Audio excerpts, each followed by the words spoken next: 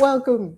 We're reading the entire Bible from Genesis through Revelation, including the Apocrypha and parts of the Pseudepigrapha. And then we have commentary about it, about ancient aliens, occult mysteries, magical arts and sciences, Christian witchcraft, deconstruction, all of the things. We love that. Let me open the chat and see what everyone is saying.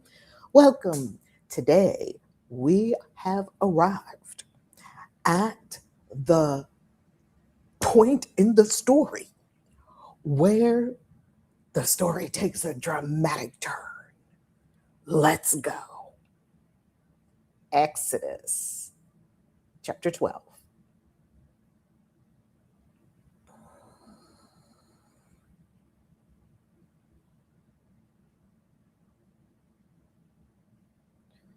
Okay, we ended on 11 yesterday, 12, 13, and 14.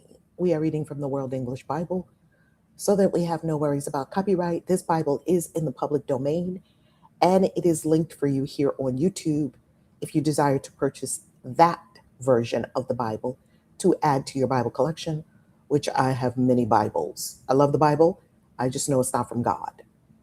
Yahweh spoke to Moses and Aaron in the land of Egypt, saying, "This month shall be to you the beginning of months. It shall be the first month of the year to you. Speak to all the congregation of Israel, saying, on the 10th day of this month, they shall take to them every man a lamb, according to their father's houses, a lamb for a household. And if the household is too little for a lamb, he and his neighbor next to his house shall take one according to the number of the souls. You shall make your count for the lamb, according to what everyone can eat. Your lamb shall be without defect, a male, a year old. You shall take it from the sheep or from the goats. You shall keep it until the 14th day of the same month. And the whole assembly of the congregation of Israel shall kill it at evening. They shall take some of the blood and put it on the 2 doorposts and on the lintel, on the houses in which they shall eat it. They shall eat the meat in that night, roasted with fire, with unleavened bread. They shall eat it with bitter herbs. Don't eat it raw, nor boiled at all with water, but roasted with fire, with its head, its legs, and its inner parts." I'm sorry, that sounds gross. "You shall let nothing of it remain until the morning, but that which remains of it until the morning you shall burn with fire. This is how you shall eat it: with your belt on your waist, your sandals on your feet, and your staff in your hand. And you shall eat it in haste. It is Yahweh's Passover. For I will go through the land of Egypt in that night and will strike all the firstborn in the land of Egypt, both man and animal. I will execute judgments against all the gods of Egypt. I am Yahweh. The blood shall be to you for a token on the houses where you are. When I see the blood, I will pass over you, and no plague will be on you to destroy you when I strike the land of Egypt. This day shall be a memorial for you. You shall keep it as a feast to Yahweh. You shall keep it as a feast throughout your generations by an ordinance forever. 7 days you shall eat unleavened bread. Even the first day you shall put away yeast out of your houses. For whoever eats leavened bread from the first day until the 7th day, that soul shall be cut off from Israel. In the first day there shall be to you a holy convocation, and in the 7th day a holy convocation. No kind of work shall be done in them, except that which every man must eat, only that may be done by you. You shall observe the feast of unleavened bread, for in this same day I have brought your armies out of the land of Egypt.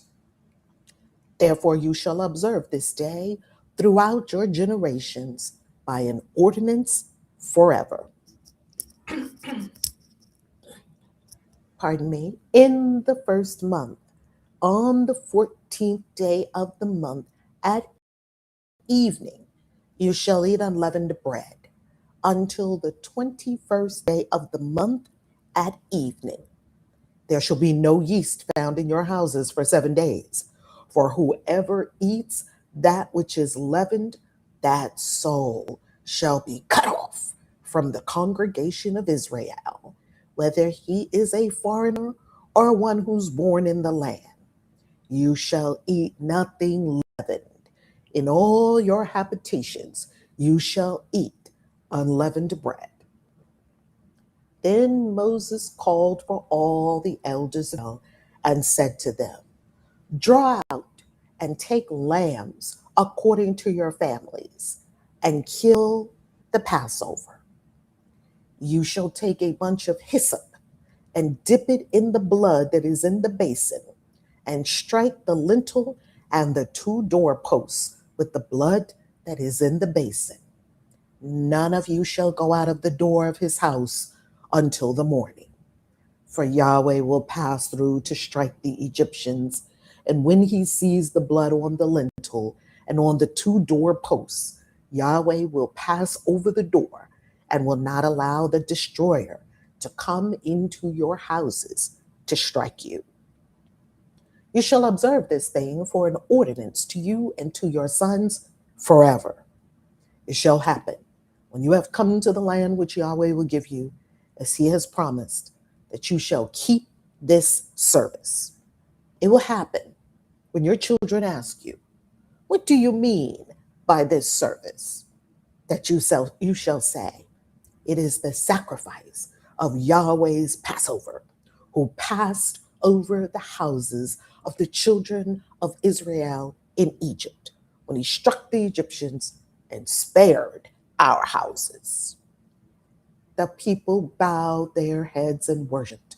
The children of Israel went and did so, as Yahweh had commanded Moses and Aaron, so they did. At midnight, Yahweh struck all the firstborn in the land of Egypt, from the firstborn of Pharaoh, who sat on his throne, to the firstborn of the captive who was in the dungeon, and all the firstborn of livestock. Livestock again. There's no livestock. Yahweh, you already killed them twice. Pharaoh rose up in the night, he and all his servants and all the Egyptians, and there was a great cry in Egypt, for there was not a house where there was not one dead. He called for Moses and Aaron by night and said, rise up, get out from among my people, both you and the children of Israel, and go, serve Yahweh as you have said. Take both your flocks and your herds, as you have said, and be gone, and bless me also. The Egyptians were urgent with the people to send them out of the land in haste, for they said, we are all dead men. The people took their dough before it was leavened, their kneading troughs being bound up in their clothes and on their shoulders. The children of Israel did according to the word of Moses, and they asked of the Egyptians jewels of silver and jewels of gold and clothing. Yahweh gave the people favor in the sight of the Egyptians, so that they let them have what they asked. They plundered the Egyptians. The children of Israel traveled from Ramses to Succoth, about 600,000 on foot who were men, in addition to children. A mixed multitude went up also with them, with flocks, herds, and even very much livestock. They baked unleavened cakes of the dough which they brought out of Egypt, for it wasn't leavened, because they were thrust out of Egypt and couldn't wait, and they had not prepared any food for themselves. Now, the time that the children of Israel lived in Egypt was 430 years. At the end of 430 years, to the day, all of Yahweh's armies went out from the land of Egypt. It is a night to be much observed to Yahweh for bringing them out from the land of Egypt. This is that night of Yahweh to be much observed by all the children of Israel throughout their generations. Yahweh said to Moses and Aaron, "This is the ordinance of the Passover. No foreigner shall eat of it, but every manservant who is bought for money, when you have circumcised him, then shall he eat of it. A foreigner and a hired servant shall not eat of it. It must be eaten in one house. You shall not carry any of the meat outside of the house. Do not break any of its bones. All the congregation of Israel shall keep it. When a stranger lives as a foreigner with you and would like to keep the Passover to Yahweh, let all his males be circumcised, and then let him come near and keep it.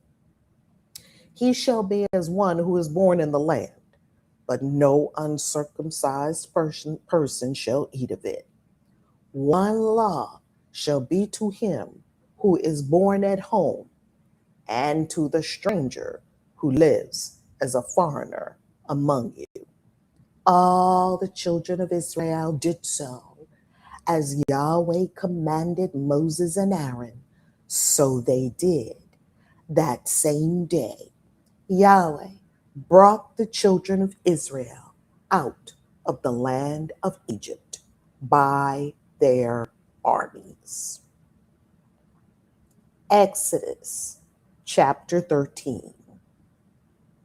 Yahweh spoke to Moses, saying, "Sanctify to me all the firstborn, whatever opens the womb among the children of Israel, both of man and of animal, it is mine."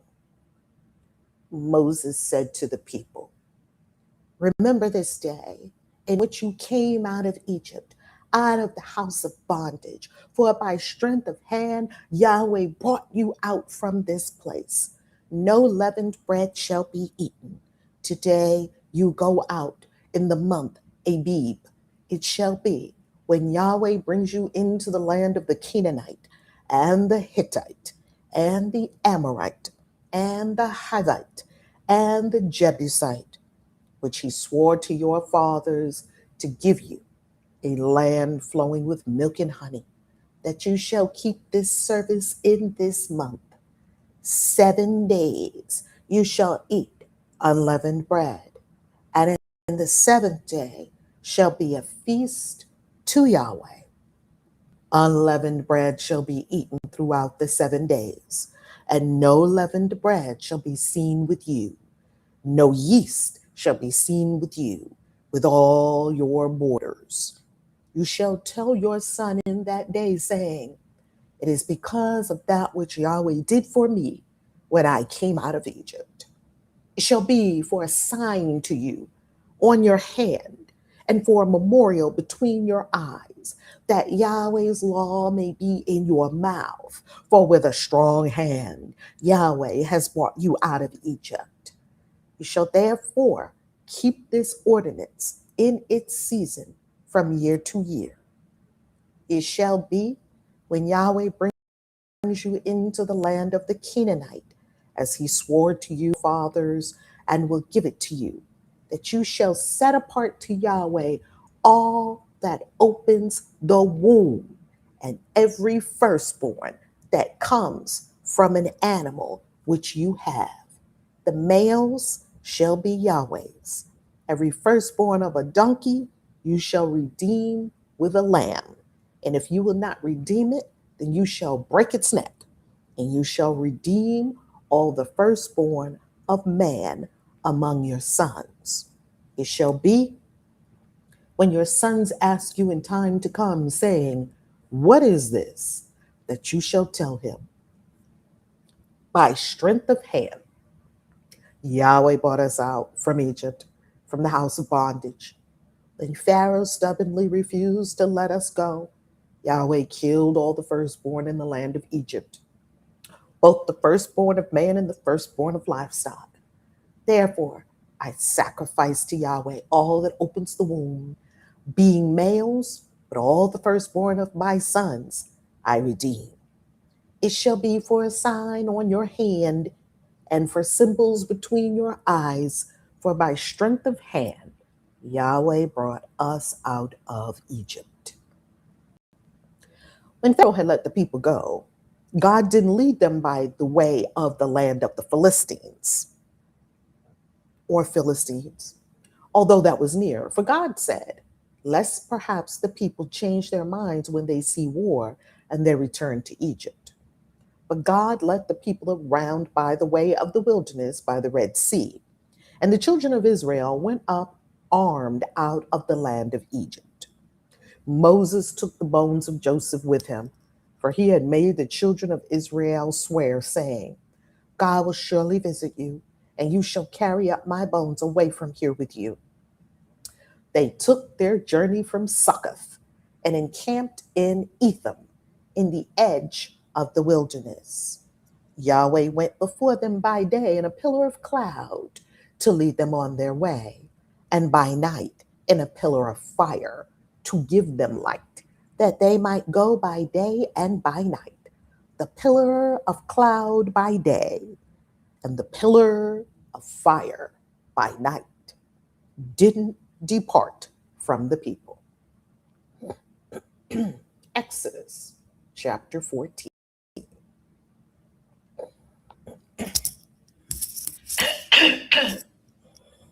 Pardon me. Yahweh spoke to Moses, saying, speak to the children of Israel that they turn back and encamp before Pihahiroth, between Migdol and the sea, before Baal Zephon. You shall encamp opposite it by the sea. Pharaoh will say of the children of Israel, they are entangled in the land. The wilderness has shut them in. I will harden Pharaoh's heart, and he will follow after them. And I will get honor over Pharaoh and over all his armies, and the Egyptians shall know that I am Yahweh. They did so. The king of Egypt was told that the people had fled, and the heart of Pharaoh and of his servants was changed toward the people. And they said, what is this we have done, that we have let Israel go from serving us? He prepared his chariot and took his army with him, and he took 600 chosen chariots, and all the chariots of Egypt with captains over all of them. Yahweh hardened the heart of Pharaoh, king of Egypt, and he pursued the children of Israel. For the children of Israel went out with a high hand. The Egyptians pursued them. All the horses that Yahweh killed in the plagues 3 times, and chariots of Pharaoh, his horsemen, and his army overtook them, encamping by the sea, beside Pihahiroth, before Baal Zephon. When Pharaoh came near, the children of Israel lifted up their eyes, and behold, the Egyptians were marching after them, and they were very afraid. The children of Israel cried out to Yahweh. They said to Moses, because there were no graves in Egypt, have you taken us away to die in the wilderness? Why have you treated us this way to bring us out of Egypt? Isn't this the word that we spoke to you in Egypt, saying, leave us alone, that we may serve the Egyptians? For it would have been better for us to serve the Egyptians than to die in the wilderness. Moses said to the people, don't be afraid. Stand still and see the salvation of Yahweh, which he will work for you today. For you will never again see the Egyptians whom you have seen today. Yahweh will fight for you, and you shall be still. Yahweh said to Moses, why do you cry to me? Speak to the children of Israel that they go forward. Lift up your rod and stretch out your hand over the sea and divide it. Then the children of Israel shall go into the middle of the sea on dry ground. Behold, I myself will harden the hearts of the Egyptians, and they will go in after them. I will get myself honor over Pharaoh and over all his armies, over his chariots and over his horsemen. The Egyptians shall know that I am Yahweh when I have gotten myself honor over Pharaoh, over his chariots, over his horsemen. The angel of God, who went before the camp of Israel, moved and went behind them, and the pillar of cloud moved from before them and stood behind them. It came between the camp of Egypt and the camp of Israel. There was the cloud and the darkness, yet it gave light by night. One didn't come near the other all night. Moses stretched out his hand over the sea, and Yahweh caused the sea to go back by a strong east wind all night and made the sea dry land, and the waters were divided. The children of Israel went into the middle of the sea on the dry ground, and the waters were a wall to them on their right hand and on their left.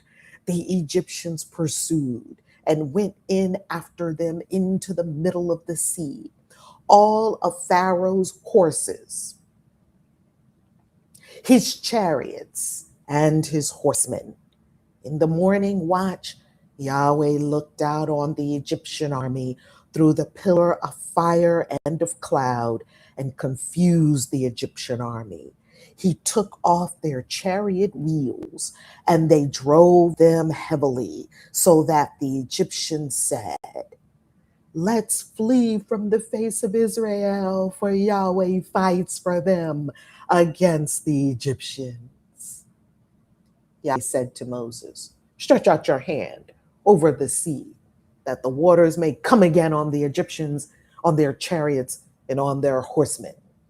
Moses stretched out his hand over the sea, and the sea returned its strength when the morning appeared, and the Egyptians fled against it. Yahweh overthrew the Egyptians in the middle of the sea. The waters returned and covered the chariots and the horsemen. Even all Pharaoh's army that went in after them into the sea, there remained not so much as one of them. But the children of Israel walked on dry land in the middle of the sea, and the waters were a wall to them on their right hand and on their left. Thus Yahweh saved Israel that day out of the hand of the Egyptians, and Israel saw the Egyptians dead on the seashore. Israel saw the great work which Yahweh did to the Egyptians. And the people feared Yahweh, and they believed in Yahweh and in his servant Moses.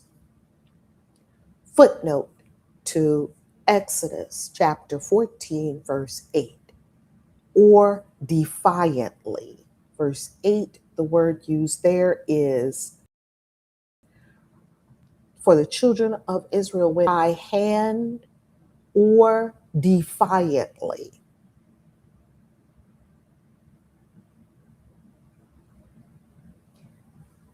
If you came here for the reading of the Bible, there you have it. Now let's get into the commentary. First, there's so much. There is so much. First, where did the horses come from for the chariots? I've been asking this question for years. Not one Christian has been able to tell me. We read Yahweh killed the livestock. Yahweh and the donkeys and the horses and all of the animals got to die. Then he killed them again. Then he killed the firstborn of all the animals again. But Where did the firstborn of the animals come from? Because you already killed the animals. This whole animals thing in Exodus is very disturbing. It's just so disturbing. And it could be why we plunder animals on this planet. Some people have little regard for our furried, finned, feathered friends. It is really, it's concerning. Okay? Unpack this. So, where did the horses come from? No one can answer that question. Where did the Egyptians get the horses from to mount up to their chariots to come? And let's look at the numbers. The Egyptians had 6,000 chariots. If each chariot is drawn by one horse, that is 6,000 horses. Where did the Egyptians get 6,000 horses? If we're to believe this story is literal, this story is not literal. As you can see, this story got holes on holes on holes on holes in it. There's no way that this story is literal. People take this story to be literal. And as we are reading this, we are coming up on the time of year known as spring to people who just say it's a change of the seasons. The sun and the earth are differently positioned. Spring equinox to witches, occultists, magical practice, magical beings, fairies, druids, sorcerers. It's the spring equinox for us, warlocks, wizards, all the magical people. It is the spring equinox for us, a powerful time of planting your seeds for the year. That's why we're doing a wealth ritual for 2026. And for all of y'all that are in the wealth ritual already, woo, already registered. I'll link it in the pinned comment. So it's a spring to people who are not particularly religious, atheist people whom I love. It's spring equinox for magical people. It's Easter, ancient pagan celebration, revamped, reconstituted into Easter, meaning resurrection Sunday, where Christ conquered death. So to Christians, it is Easter. To Jewish people, it is Passover, what you heard the instructions for Passover. Currently going on at the same time is Ramadan. Ramadan is happening right now. I don't know how they're doing all this fighting and warring during Ramadan. I really don't. Because Ramadan, you're supposed to be praying for 40 days. And I believe that they're going to, on the 19th of March, what's today's date? The 15th. On the 19th of March, they will know the exact day that Ramadan ends, because I believe it's in Mecca. Where is it that they have the sighting of the first silver moon? And then that will signal the time for Ramadan to end. They have to look for the first sliver of the moon, because Islam is a moon cult, as you can see in their symbology, after the ancient moon god Nana Sin. Sin is his name, and Nana is his other name, an ancient Anunnaki who was the Anunnaki of the moon. That's his people. And then the Samson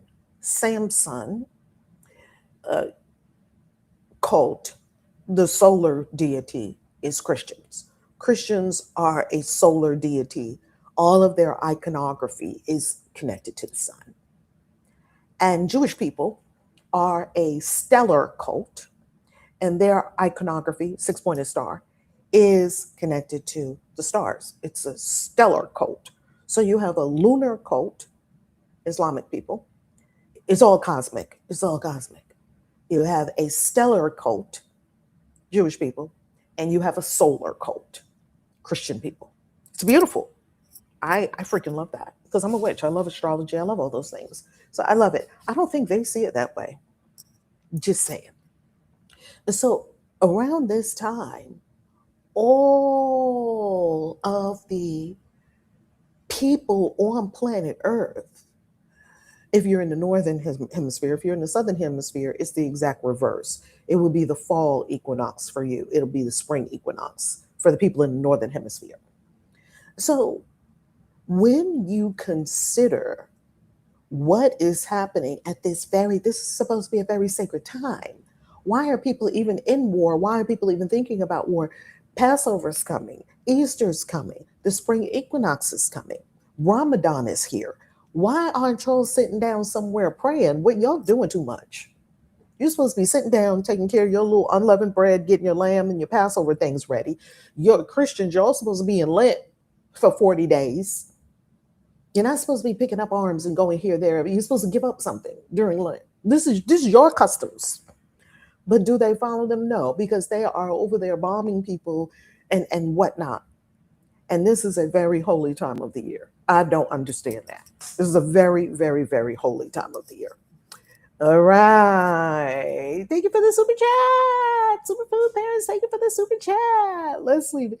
You can't keep a straight face.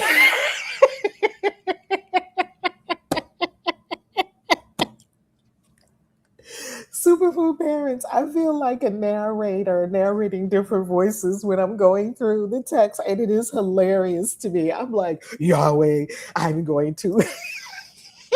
Yahweh, you are too freaking uptight. You simmer down. Does anyone find Yahweh to be way too intense? He's just too much. Like he's that drama friend that everything is an issue. Everything's an issue with you. You can't take Yahweh to the restaurant. He's going to complain about the food. You can't just go to a regular basketball game. He's going to fight with somebody sitting next to him. You spilled your popcorn on me. I'm going to zap you. Yahweh, simmer down. Okay, superfood parents. Thank you for the super chat.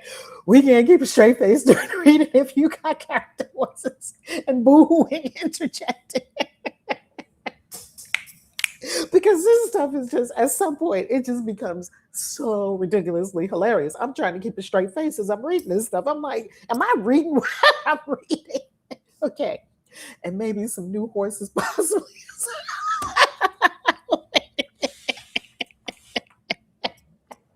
Oh, you got me this morning. Wait a minute. And maybe some new horses possibly somehow magically migrated from another town each time the set was played down. This is hilarious. And you know what's funny? This comment is no more unlikely than the whole thing that we're reading. It's just as likely. The Egyptians did some magic. Okay, let's make up a story. Let's make up the fan fiction right now because I love where this is going, superfood parents. I love where this is going. Okay, let's say that there were a whole bunch of wild horses down in the southern part in the kingdom of Cush.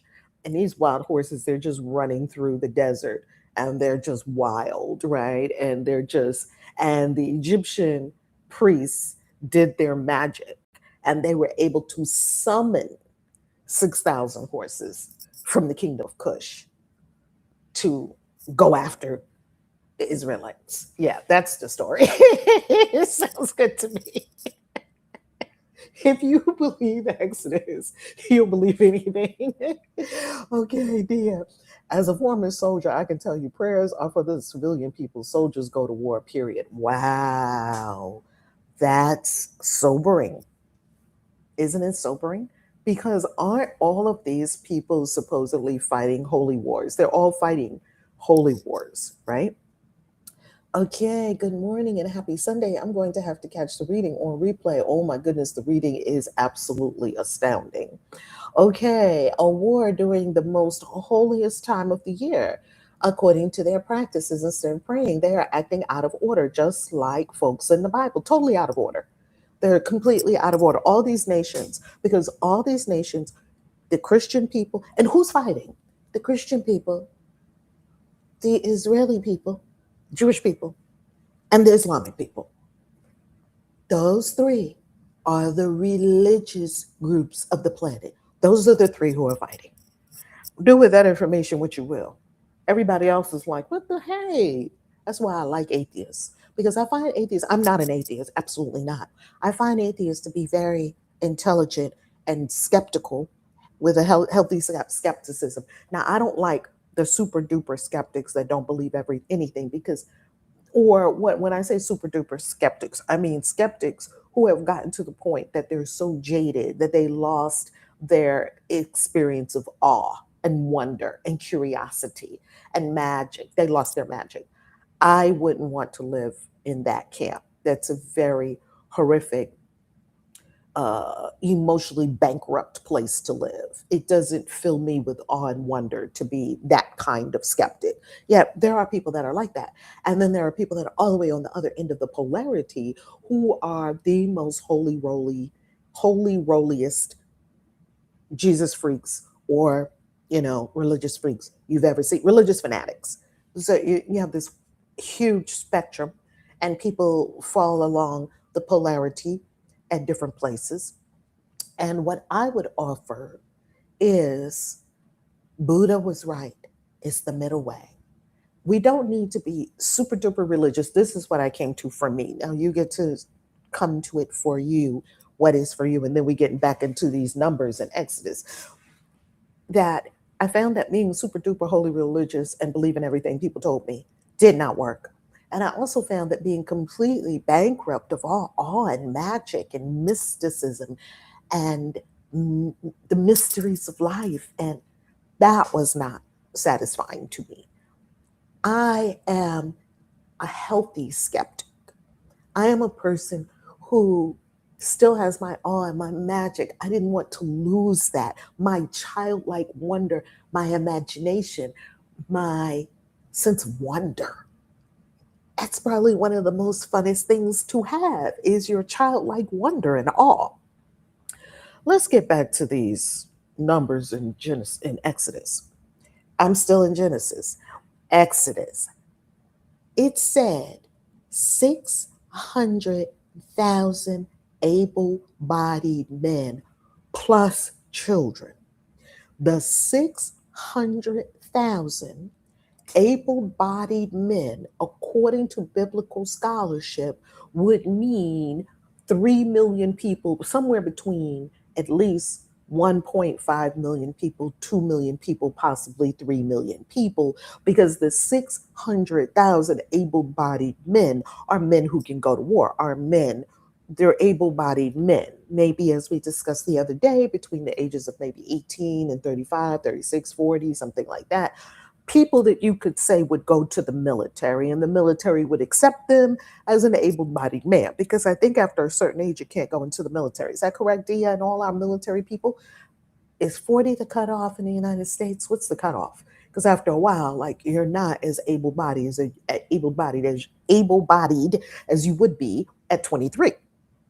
So 600,000 men plus their boo. Now, if let's say half of them have wives and half of them don't, that's another 300,000 women, wives or girlfriends, or they're about to fiance or something. That's another 300,000. That is 900,000 people. What if 600,000 of these men have one kid? Okay, let's just say half of them that have the wives have one kid each. For these 300,000 men, we're taking half of the Bible's number. We're going to assume the other 300,000, they're single. These 300,000, do the math, they have boos. That's another 300,000 people. And they also each have one kid.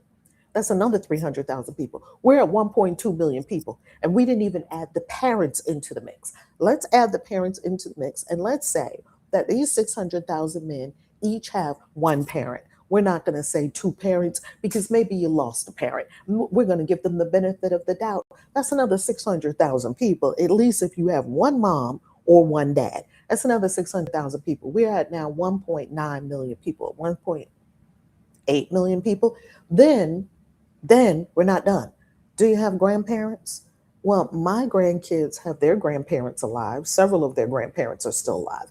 Their great grandparents are still alive. Two of their great grandparents are still alive. So if you just look at my family, we have great grandparents, we have grandparents, we have parents, and we have children. That's 4 generations. But we're not going to say all of that. We're just going to say maybe one grandparent was alive for these 600,000 men. Or no, we're going to say for 300,000 of them. That's another 300,000 people. We're approaching 2 million people. 2 million people. We're just going to name it 2 million people. Now, some people put the estimate at 1.5 million, some put it at 1 million. I don't know how you can put it as low as 1 million because it says 600,000 men plus children. So I don't know how it can be as low as 1 million. Anyway, let's say it's 1.5 million to 2 million people. You have 2 million people moving through the desert on foot from Egypt all the way to the land of Canaan, a land flowing with milk and honey, and you have zero evidence in the archaeological record. This is one point. One. I'm going to give you several. This is one. You have zero evidence, not a pottery shard in the ground along the trail. Trace the trail from Egypt to Canaan. All the cities that they said, go to the Sea of Reeds, also known as the Red Sea. Nothing. Not one pottery, but these people didn't leave behind anything in the desert. That's not possible. No bones, because they were riding around and walking around in the wilderness for 40 years. And we know the story that Moses said, all of y'all old heads, y'all can't go into the promised land because you didn't believe. And so the old heads died and no bones. We didn't bury these people. Where are these people? Then they exhumed Joseph. This story is gruesome. They went and dug up Joseph's bones and put a little afterthought in there. You know that this is anachronistic because when Joseph was buried in a royal tomb because, according to the story, Joseph was second to the Pharaoh, which means Joseph would have been in a royal tomb sealed with all the grave goods in it. He would have been, and you just went into some tomb, a royal tomb, like going over into the Valley of the Kings or something like that, and you just scooped up Joseph's bones, and y'all are walking on your entourage with Joseph's bones. Let's continue. So they're moving through the desert, walking with the bones of Joseph, all their people, all their families, done robbed the Egyptians. The Egyptians, here's our gold, here's our silver, even clothing. Why do you want the clothing of your enslavers? Do you think when people were running from the plantation, they wanted to dress like their slavers? You want Egyptian clothing. Yeah, oh, these are the latest Egyptian fashions. Let's wear them to go on our jaunt through the wilderness. Okay, there's more. There's more. Christians came up. Let me tell you about another crazy idea Christians came up with. Christians came up with the idea, some archaeological hoax, that they found wagon wheels, chariot wheels at the bottom of the Red Sea. Let's go to the videotape. We can pull that up on AI because we have to pull this up. Did anyone hear that they found wagon wheels from chariots at the bottom of the Red Sea? Did anyone hear that? Oh, Dia, the oldest soldier that you trained in 2006 was 43. When it's wartime, they raise the age limit if not enough volunteers join. Gotcha. So about 40s. I was wondering if there was kind of, okay, they raised the age limit, if there's a need to raise the age limit. Okay. Let's go to the wagon wheels, supposedly, that the archaeologists found at the bottom of the Red Sea. I had to go look this up for myself a long time ago because I kept hearing Christians say, yes, they found the wheels of the chariot at the bottom of the Red Sea, archaeologists. But I said, let me go I'm not going to argue with these people. Let me go find out for myself. Maybe it's a possibility. What do you think? What do you think? I'll tell you. Okay. Please tell me about the hoax in archaeology that purports to have found wheels at, at the bottom of the Red Sea, rendering the Exodus story true. Let's just see.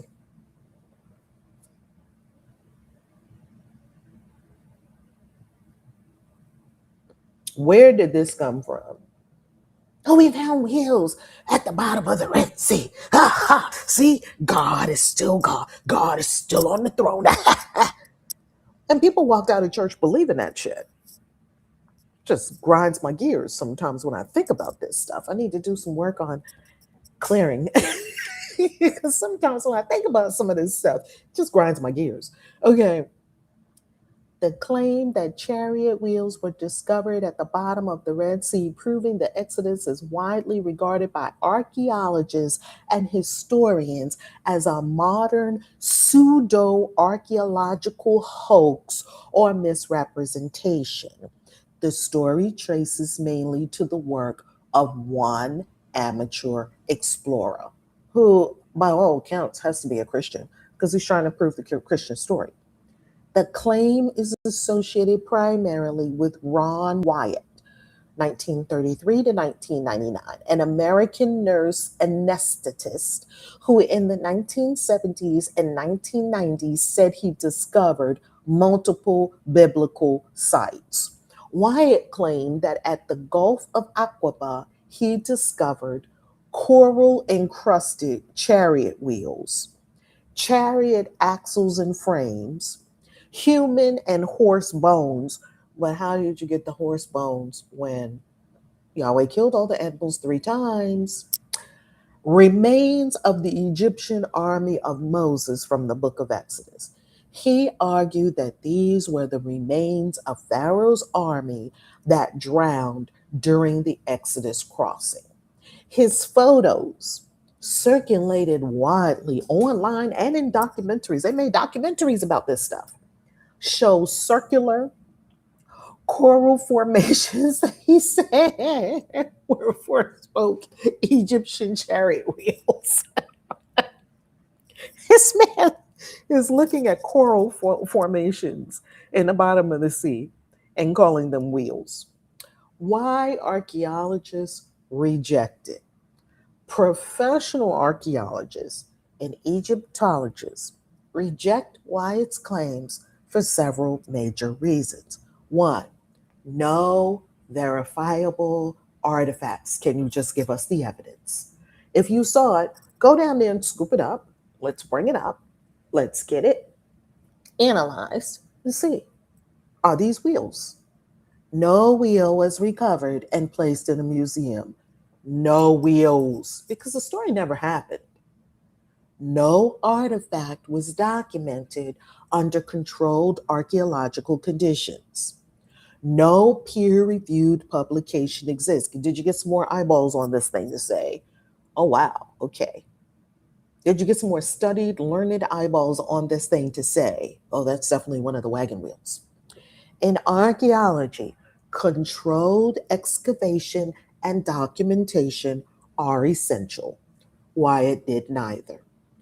Coral naturally forms wheel-like shapes. Marine biologists note that coral frequently grows around objects or even forms circular patterns naturally. Divers examining Wyatt's images say the wheels look like coral growth rings, random coral structures, modern debris. None of the photos circulating online, many of the photos circulating online are very low resolution, making them easy to misinterpret. We don't have a high resolution photo. No Egyptian chariots have been found there. If an entire Egyptian army, 6,000 horsemen, 6,000, let's go back to the number. Let's get the exact number. I want to be precise in what I'm saying to you. What is the exact number the Bible gives us for how many horsemen went out? They took the bones. Good Lord. Joseph is turning over in his grave saying, "Why are y'all disturbing my bones?" Okay, let's get the exact number. Okay, Yahweh hardened the heart. The Egyptians pursued them. He took, okay, he took not 6,000. He took 600 chosen chariots and all the chariots of Egypt. 600 chosen chariots in all the chariots of Egypt with captains over all of them. That's muddy because you took 600 chosen chariots and all the chariots of Egypt with captains over all of them. Okay, so we have at least 600 chariots, at least 600 horses, and all the chariots. Okay, and you have horsemen. So you have men on horseback. The Egyptians pursued them. All the horses and chariots of Pharaoh, his horsemen, and his army. Army is on foot. Overtook them, encamping by the sea beside Piha Hiroth before Baal Zephon. So you have 600 chariots. So you need at least 600 horses. And all the chariots of Pharaoh. So those 600 were chosen. Then you have all the chariots of Egypt. Then you have the horsemen. How many horsemen? We don't know. And the army.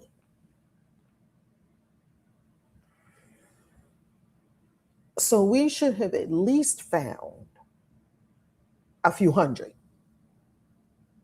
If an entire Egyptian army had drowned there, archaeologists would expect to find bronze weaponry, arrowheads, armor. We find them other places. Here's arrowheads. Here's what we find many places where there were wars, and you find the evidence of it. Armor, horse tack, chariot components, something. None have been recovered or cataloged because there's none there. The Egyptian chariot wheel design is misrepresented. Egyptian chariots typically had 6 spokes, not 4. Wyatt's famous image supposedly showing a 4-spoke wheel does not match known Egyptian chariot designs from the New Kingdom period, the usual proposed Exodus timeframe. He doesn't even have the chariot wheel right. The Egyptians didn't even make their chariots wheels the way he said. Even creationist organizations reject Wyatt. Even complete creationist organizations that say God created the world with his hand and everybody and with his hand in like 6 days or whatever. Interestingly, many conservative biblical archaeology groups also reject his claims. For example, Answers in Genesis, Institute for Creation Research. Both have published critiques stating Wyatt's discoveries lack credible evidence. This is unusual because those groups normally support archaeological evidence for biblical events. I think they rejected it because he was making them look bad. Additional problems. There are other issues surrounding Wyatt's work. He also claimed to have discovered Ark of the Covenant, Noah's Ark, and the real site of Mount Sinai. None of these claims have been verified. Basically, this man is running around the planet trying to prove everything from the Bible, and no, trying to prove everything from the Bible actually happens. What real archaeology says about the Exodus, that's what I'd like to know. What have we actually found in the ground? Most critical scholars today believe the Exodus story is a national origin myth. It's made up.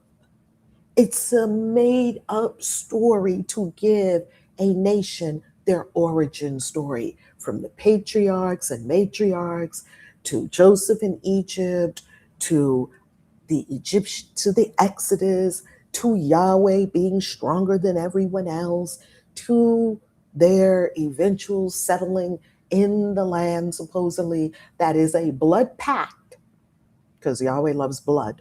That is a blood pact that they're supposed to have that land forever, and that's they're still They're still on this thousands of years later.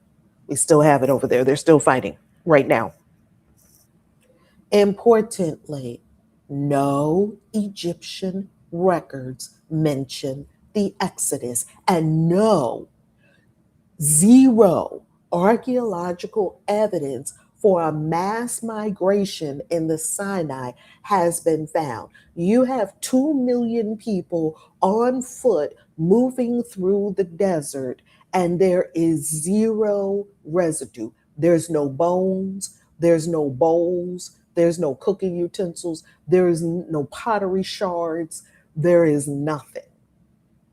Whereas if you look at places that are inhabited by people, less people than 2 million, little towns and villages, less than 2 million, you find debris from their houses, pottery. You can almost reconstruct their life from what you find in the ground. The little cooking hearth, evidence that there was where the fire was, where they made their food. Why the story keeps circulating? Why does the story keep circulating? The Red Sea chariot wheels claim spreads because it visually confirms the Bible, quote unquote. The images look convincing to non experts. It is repeated in documentaries and YouTube videos without verification.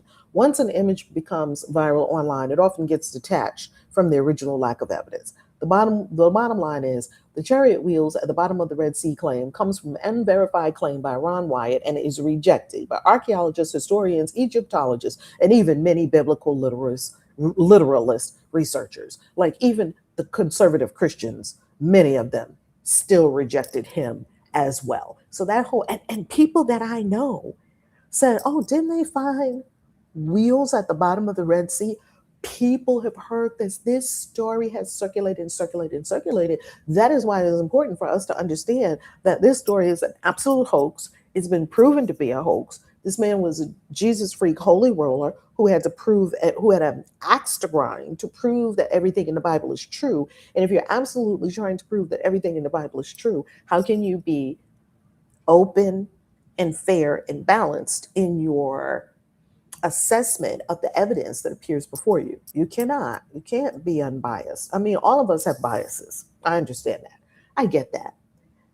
I'm talking about I got to prove everything in the Bible is true kind of bias. That's bias at a whole nother level.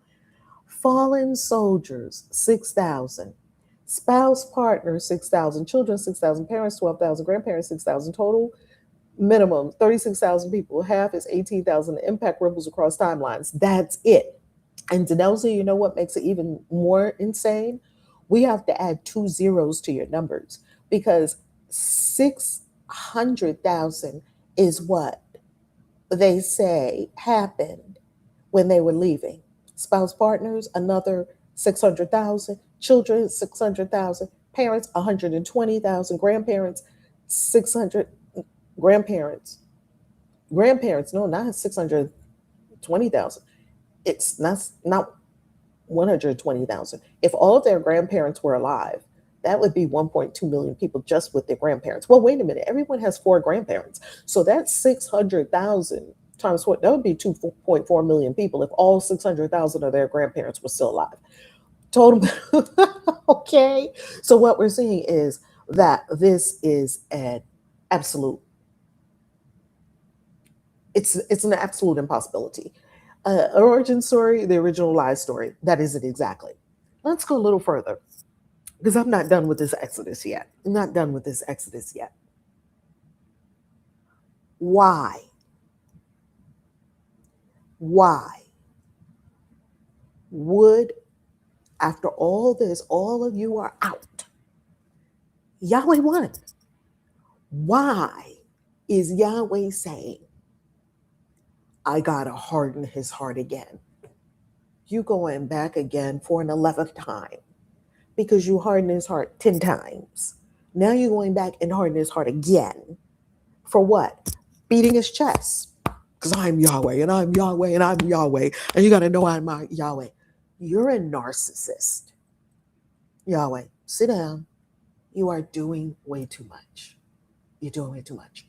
Next, these biblical texts are super, super duper murderous. There's really no other word to say it. These biblical texts have zero regard for human life, which is why their adherence, their regard for human life is in the same place. Because the book they read and believe came from God. Do you see how dangerous this is? Do you see why I'm writing this book? The real God is not in the Bible. Believing that the real God is in the Bible is murderous. It is dangerous, not only to yourself and your own psyche, it is dangerous to the people around you, to planet Earth, to the whole planet. These, pardon me, religious people are dangerous people. Why? Because they think unaliving people is a-okay for religious or political purposes. No problem.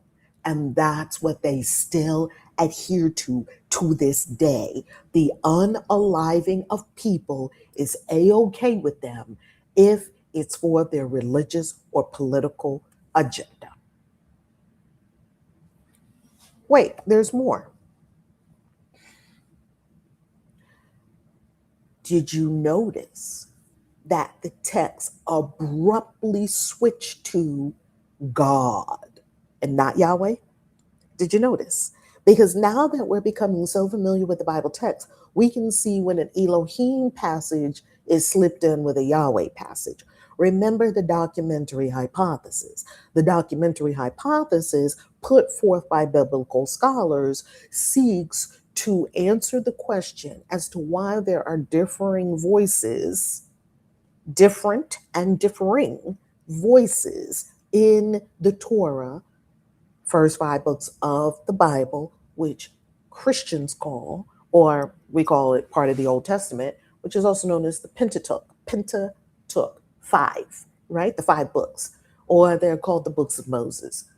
They're called by many names. Why is it that these first five books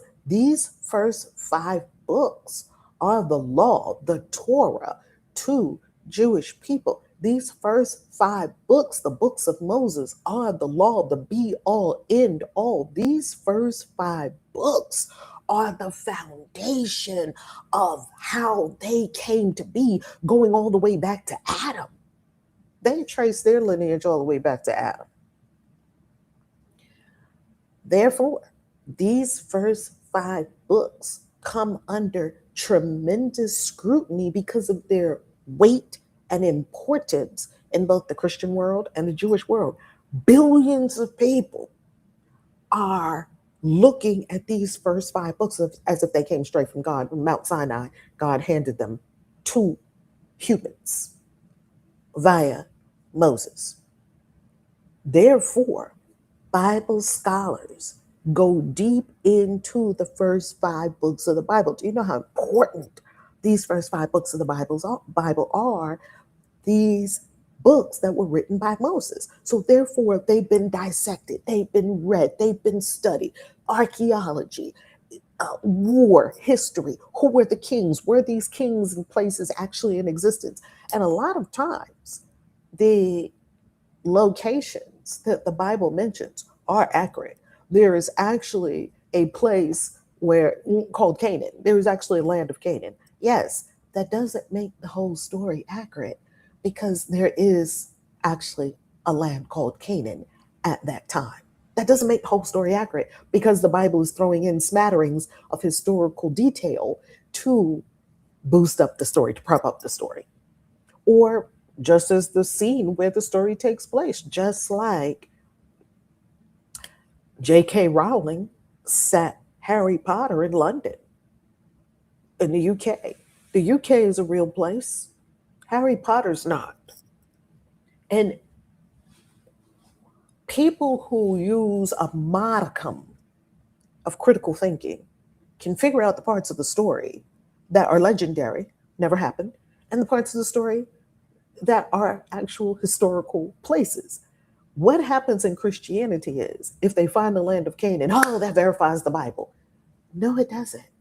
That's a big leap. Just because we found Canaan, just because we found Jericho, just because we found any other Babylon, doesn't mean that everything the Bible says about that place is true. This is the leap a lot of Christians make. They found Babylon. That proves the Bible is right. It proves it. No, it proves that the Bible writers used an actual location in which to set their story, which we do to this day. Yes? Let's go further.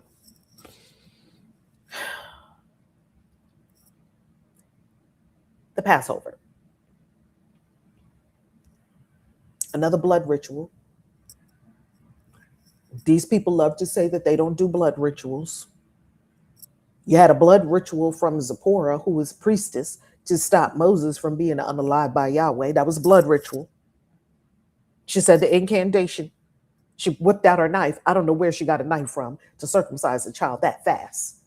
Man, this woman was on her feet. Well, she is a priestess. She probably had all the tools with her. She knew the protocols.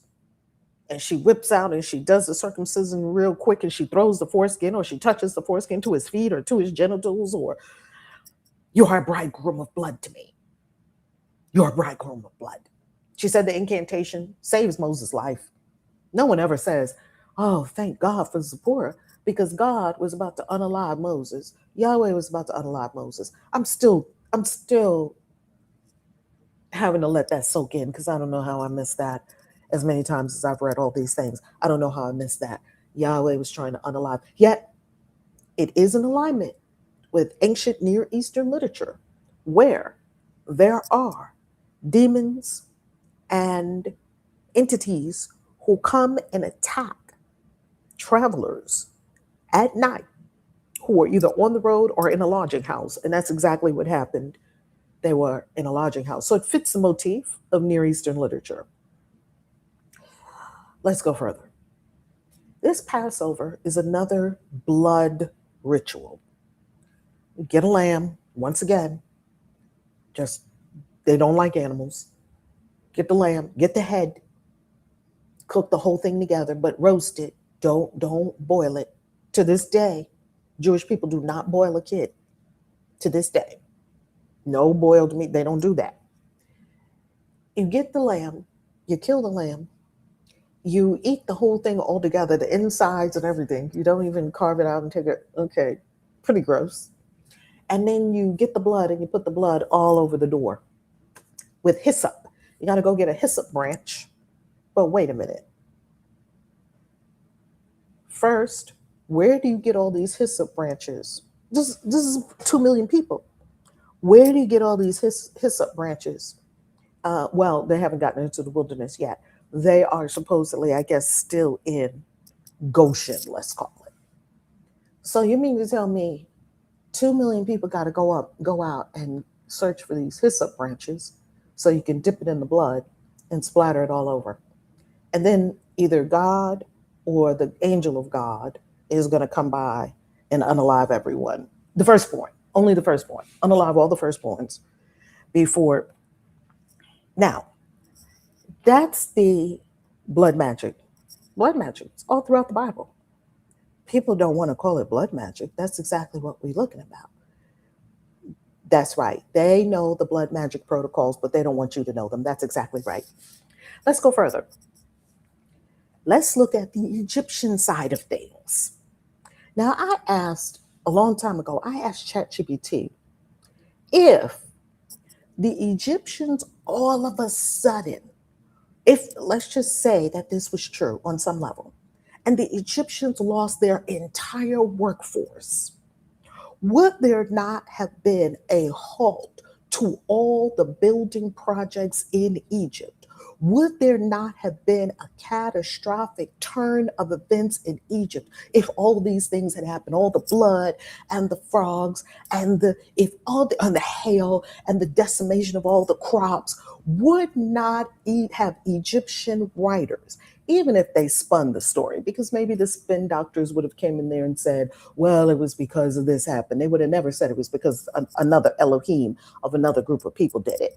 They would have never said that. They would have said something else. They would have recorded some catastrophic across all of Egypt, grandiose series of plagues and infestations of gnats or flies and frogs and blood in the river, and then all the slaves left, and then the Egyptian economy, then they're left with no jewels, no value, um, even their clothes. Maybe the Egyptians are just kind of standing there naked in a devastated land.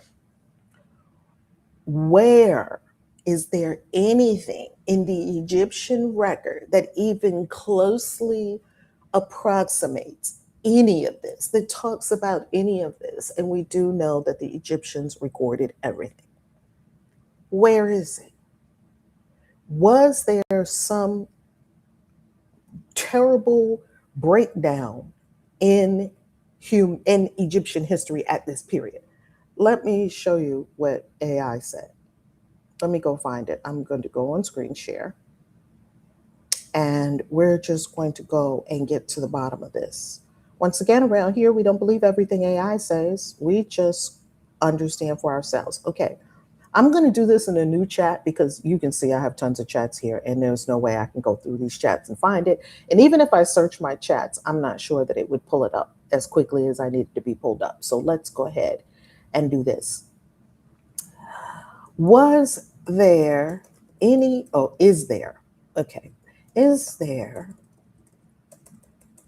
any evidence in any of the Egyptian records of a mass exodus of slaves from Egypt, as the Bible contends, which would have led to a massive breakdown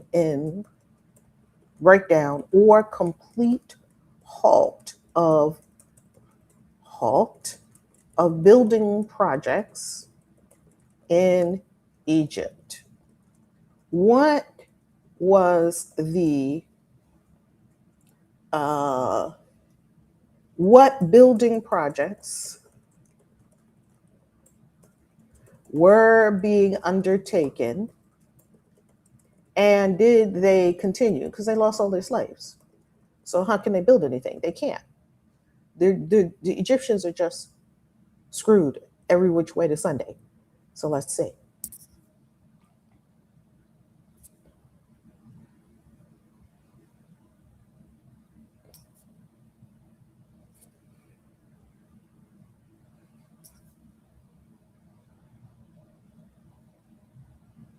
The answer is no, the answer is no, the answer is no.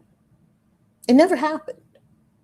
Now we can search history, we can search textual evidence, we can search archaeology, we can search geography, because we're taking a multidisciplinary approach and we find nothing. There is no way any of this story ever happened. There was a time that Egypt ruled all of Canaan, and that could be the time that they're hearkening back to. That Canaan was a vassal state or under the Egyptian rule. That it never happened. This whole Exodus, it never happened. Okay? All right. Let's go further. What the Bible claims they built. According to Exodus 1:11, Israelite slaves built the store cities, Pithom and Ramses or Pi-Ramses. These were new kingdom storage and administrative centers, not pyramids. The city Pi-Ramses was a large capital built under Ramses II in the 13th century BCE. But archaeology shows these cities were built by state labor systems and conscript workers, not a vanished slave population. Construction continued normally during this period and after this period. There is no evidence that the labor force suddenly disappeared. Egyptian construction did not collapse. If hundreds of thousands of slaves suddenly vanish, we would expect unfinished monuments. That's what we would expect. We would expect the effects of this. Abandoned construction, administrative crisis texts. There was a big problem. These people revolted, or however the spin doctors would have spun it, they would have recorded something about it. Instead, Egypt in the 13th century BCE was at the height of monumental construction. They're doing the most monumental building projects that they've ever done in Egypt during this period. Major projects included Ramses II's building program under Ramses II, 1279 to 1213. This is around the time supposedly that the Exodus happened. But remember, they're writing this hundreds of years after it supposedly happened. Major projects included Abu Simbel, the Ramesseum, the expansion of Karnak Temple, construction of Pi Ramses. The Egyptians are over there just building, building, building things during the time that the Bible says all the slaves left. All these projects continue normally during the supposed Exodus period. The Egyptians don't know anything about this story. Apparently, Egypt's monumental construction did not slow down. They're just, as a matter of fact, it is one of the known aspects of Ramses that he built so much. Egyptian labor systems, how building actually worked. Egypt did not rely mainly on chattel slave labor. Large projects were built by corvée labor, temporary labor tax from farmers. So in other words, you're a farmer, but once a year you need to go for about a month and you need to work on this thing for Pharaoh. And Pharaoh was the child of the gods. Of course you're gonna go do it. This is for your God. You see how the religious and the economic and the political system is all built in. Very convenient for them. Skilled craftsmen. Egypt had plenty of skilled craftsmen, people who could do metalworking, inscriptions, finery of clothing. These people were super advanced. Seasonal workers during the Nile flood. Okay, the Nile River floods every year at about the same time, and it's celebrated because it's going to mean rich, fertile land for us and crops galore. And this is all because of the beauty and the largesse of Isis and the planet Sirius and its effect on the Nile River. Prisoners of war. Well, hey, you guys, we captured y'all from that place over there. Get to work. They didn't have chattel slave labor. They keep saying about slaves and slaves and slaves in Egypt. Egypt wasn't doing that kind of slavery. The people in the Bible were doing that kind of slavery, and they still do it to this day. And if you think slavery is over on the planet to this day, it's not, because people love their slaves. They still have slaves on the planet. There's still slaves on the planet. Okay. And for example, the workers' village at Giza shows that pyramid builders were paid laborers housed in planned settlements, not mass slaves. Paid workers. Now, we do know that they did not build the pyramids because the Egyptians did not build the pyramids, the Egyptians found the pyramids. Yet the Egyptians were extremely advanced. And the reason they were extremely advanced is because their Anunnaki was Enki, and Enki was crafty as hell. Enki was the craftiest of all of them. So because Enki Ea, the Babylonians called him Ea or Ea, E-A. That's what the Babylonians called him. The Sumerians called him Enki. His name in Sumer is Enki. The same person in Babylon, his name is Ea, father of Marduk. Marduk was the big honcho in Babylon. These people had territories. The Anunnaki had territories. For instance, tomb scenes show Asiatics making bricks under Egyptian overseers. They had went and got people from all over the place, right? The scale problem. Here's what we were talking about earlier. The Bible roughly claims 600,000 adult men, which implies 2 to 3 million people total. If that many people left Egypt, we would expect evidence such as administrative panic, abandoned building programs, references in neighboring states, other places around would have looked and said, oh, wow, look what's going on in Egypt. Some historians would have wrote it down. Someone would have written this stuff down. Archaeological remains in Sinai. None of these have been found. This absence is one of the main reasons modern scholars consider the Exodus story legendary or heavily mythologized. That many critical scholars think actually happened. There's some theories. There's some theories. I won't read through all these theories. The bottom is this never happened. This story never happened. This story never happened. Never happened.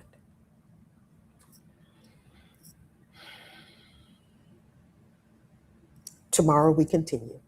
I love you. Peace and peace on earth. Peace.